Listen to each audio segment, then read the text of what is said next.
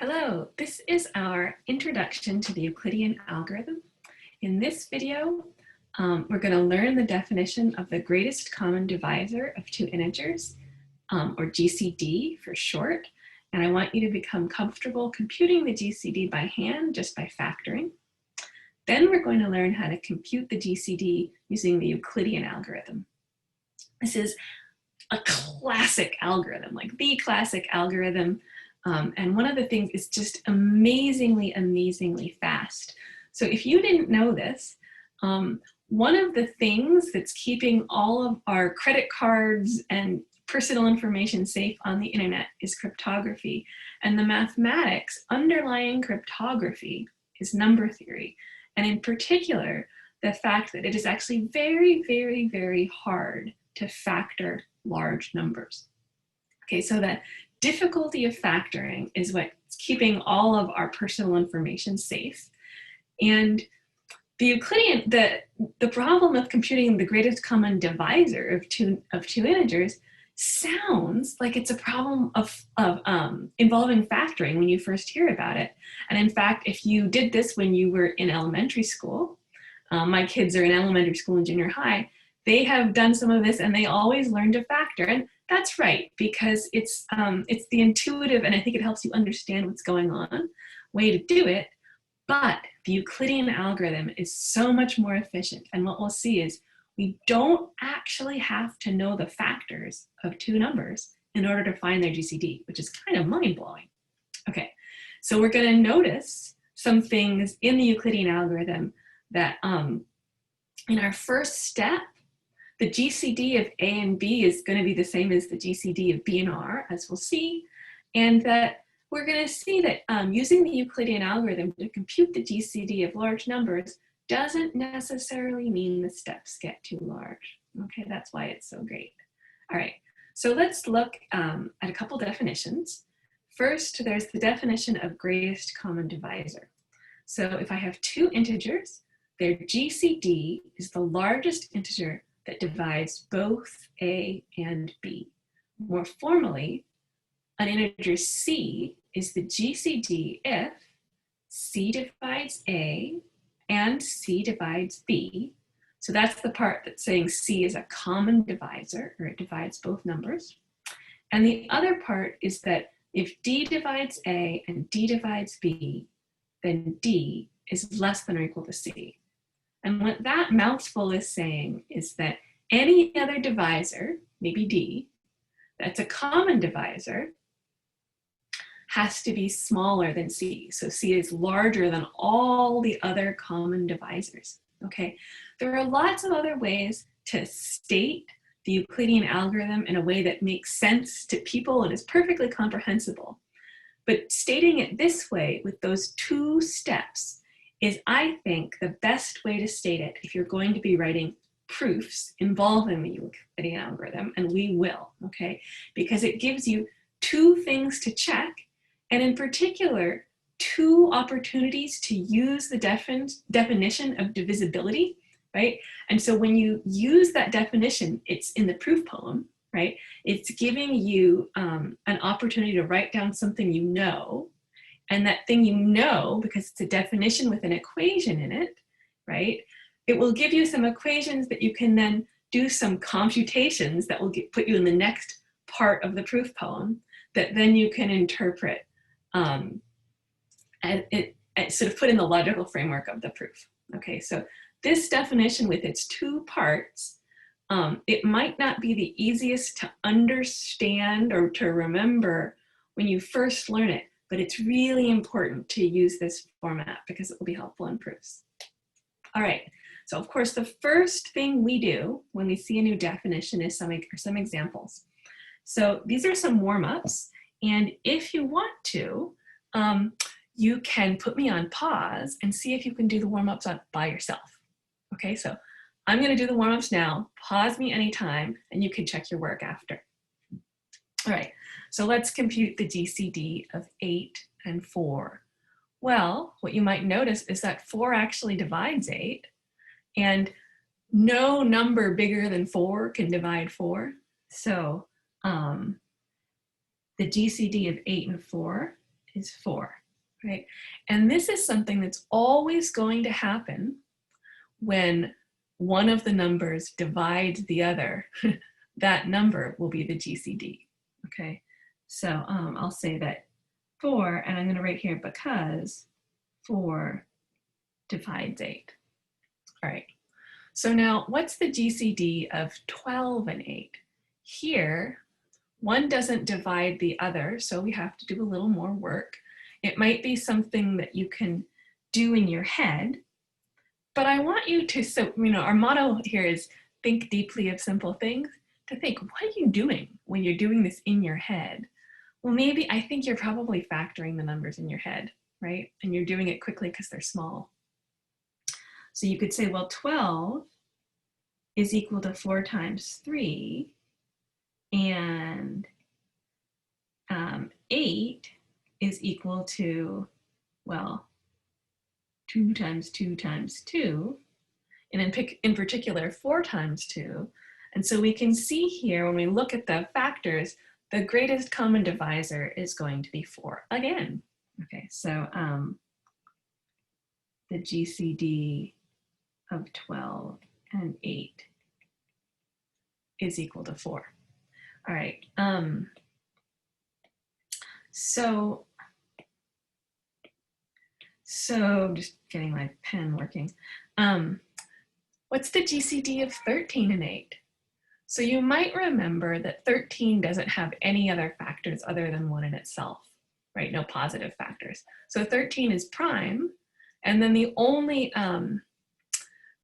number that's going to divide both 13 and 8 is 1. Okay. And these numbers were small, numbers that we're kind of familiar with. And I think whenever, as a general principle, you start with a new definition, the definition is new. So start with something comfortable. And then once you, make sure you understand it. And then what you want to do is kind of think, okay, what's a case that I would be maybe a little less sure about, right? Branch out from there. Also, look at the cases that you can do that you're comfortable with and ask, do I see patterns? What's going on? And see what you wonder about. All right, so this last one, 2016 and 1000, what's the GCD? You might say, 2016 is a big number. I don't know its factorization. Oh, that's going to take me a long time. Yeah, I could. I luckily knew that, oops, and thought maybe it would be helpful to factor these beforehand. So I did factor them, and my notes tell me that 2016, I'm going to write this in the big space off to the side here on the other page. So 2016 happens to be the same as 63 times 32. Of course, you could factor the 63 and the 32 more. But you won't need to solve this problem. And 1000 is equal to 125 times 8. And when you look at this, you can see, well, the 63, that's a 7 times 9, and the 125 is just 5 times 5 times 5. So I think the greatest common factor here is going to be 8. Okay, so the GCD of 2016 and 1000 is equal to 8, right? And it's not that hard, but it probably did give you pause for a minute, right? And went, whoa, okay, that I'm gonna have to think about. Well, instead of factoring, we're gonna use the Euclidean algorithm, and we're gonna use the Euclidean algorithm on each of these 3 problems and see how it works, first of all, and then try to sort of like analyze the steps, even though there won't be too many steps to analyze. All right, so the Euclidean algorithm, we're going to assume that A and B are both natural numbers and A is greater than B, because if they're equal, then the GCD is just, they're numbered, what they are. Okay, so we're going to find the GCD using the Euclidean algorithm, we're going to use the division algorithm over and over and over again. Okay, so first we divide the bigger number by the smaller one. So that's the first step. of the Euclidean algorithm here. So we're writing A equals QB plus R, but because we know we might have to do this over and over and over again, we're going to have many quotients and many remainders. We're calling this Q1 and R1. That's our first quotient and our first remainder. Okay. And then, well, what if that first remainder is 0? That means B has to be the GCD, right? Just like when we computed the GCD of 4 and 8. So if the GCD is 0, we're done.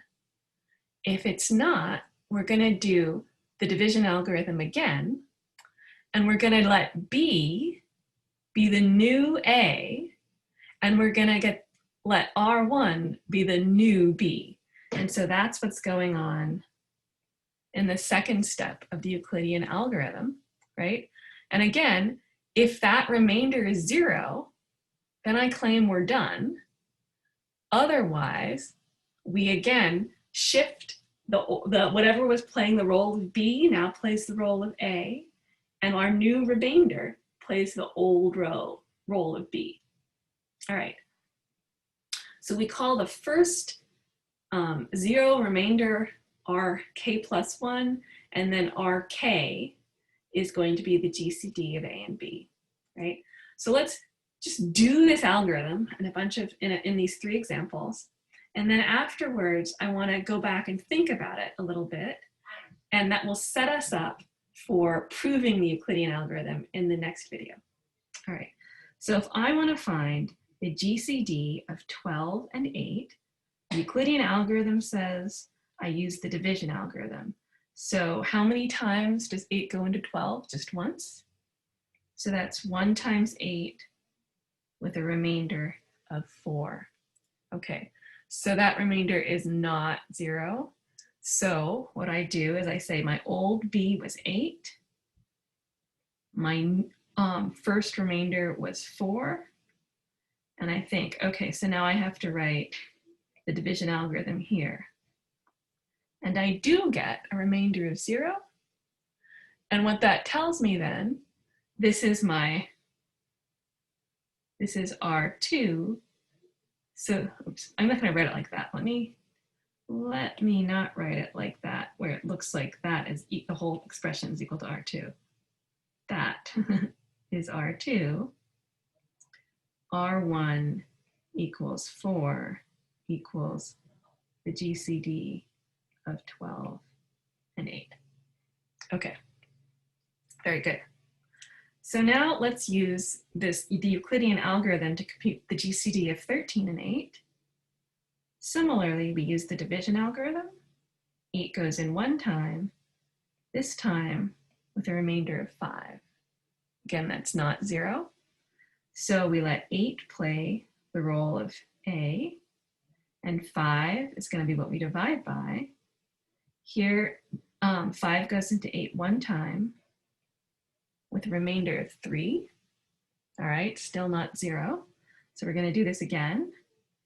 We have 5 divided by 3, goes in 1 time with a remainder of 2. Bear with me. Still not 0 remainder, got to do this again. 3 divided by 2 goes in 1 time with a remainder of 1. And then finally, I have 2 divided by my remainder of 1 with a remainder of 0. This is my first non-zero remainder. So the GCD is the number that comes before, and I see the GCD of 13 and 8 equals 1. But it took kind of a lot of steps. So in this particular situation, the numbers are so small that you may have been able to see that the GCD of 13 and 8 is equal to 1 just in your head.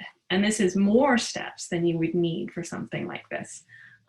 So don't take heart, don't worry. This is a relatively long GCD for an example that I wanted to show you. I just wanted to show you one that had a bunch of steps, okay? And so we could do it. And then, okay, so now you've seen that and you might be kind of worried, like the GCD of 2016 and 1000, is that going to take more steps than that little example? Let's see. So when I do the Euclidean algorithm, I have to divide 2016 by 1000. So that's going to go in twice, right, with a remainder of 16. And okay, so 1000. Now I have to divide that by 16. And 16 goes into 1000 how many times? Let's see, I think it goes in a bunch. I'm gonna cheat and use a calculator here. 1000 divided by 16 is, I think, let's say it goes in 61 times. And then 61 times 16 is equal to 976. So I get a remainder of 4.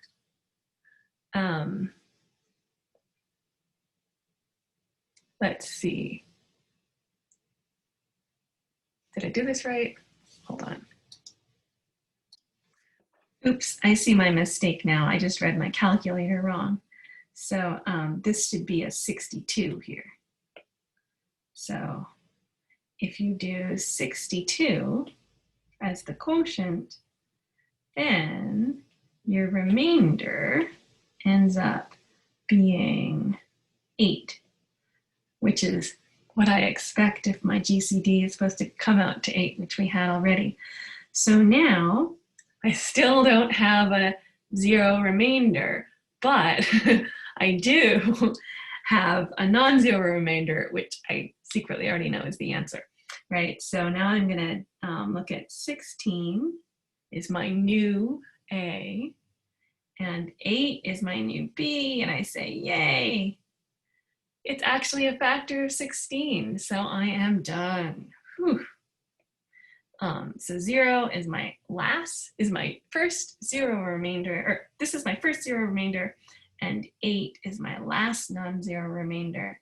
And we see that the GCD of 2016 and 1000 is equal to 8, and it involved very, very few steps, right? The numbers are big, but it was really only like a 2-step computation. Compare that with the example above, where the numbers were actually very small, and yet it took longer. So actually, it's kind of hard, and you should try this, okay? Try this now, to think up pairs of numbers where you try to compute the GCD and you get a lot of computations, right? One thing that happened with 2016 and 1000 is that they're actually both big, and so even though they were both big, in my first division algorithm step, the remainder got small right away, right? 16 is pretty small. So I have I have a way of making Euclidean algorithm computations as long as I want. It turns out that if you compute the GCD of consecutive Fibonacci numbers, and so we'll talk about Fibonacci numbers later in the course, then the computations grow at a predictable length, a predictable pace. And so 13 and 8 are consecutive Fibonacci numbers. And I chose that example purposefully so you could see something with a bunch of steps. All right, so we've noticed that using the GCD of large numbers doesn't necessarily mean that a computation gets long. And the other thing I want you to notice is that the GCD of A and B is the same as the GCD of B and R in each of these examples and in each step, right? So let's pay attention to like the second example, computing the GCD of 13 and 8. We know that the GCD of 13 and 8 is 1. And if you look at the GCD of 8 and 5, which is kind of what we're computing on the next line, oh, the GCD of 8 and 5 is still 1. And the GCD of 5 and 3 is still 1. Oh, and the same thing will happen in the other one.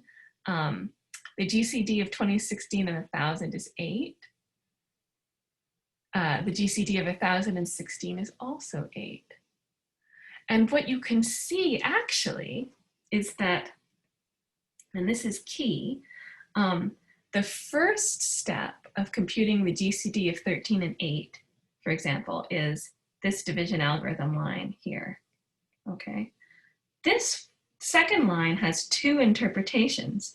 It's the second step of computing the GCD of 13 and 8, but it's also the first step of computing the GCD of 8 and 5.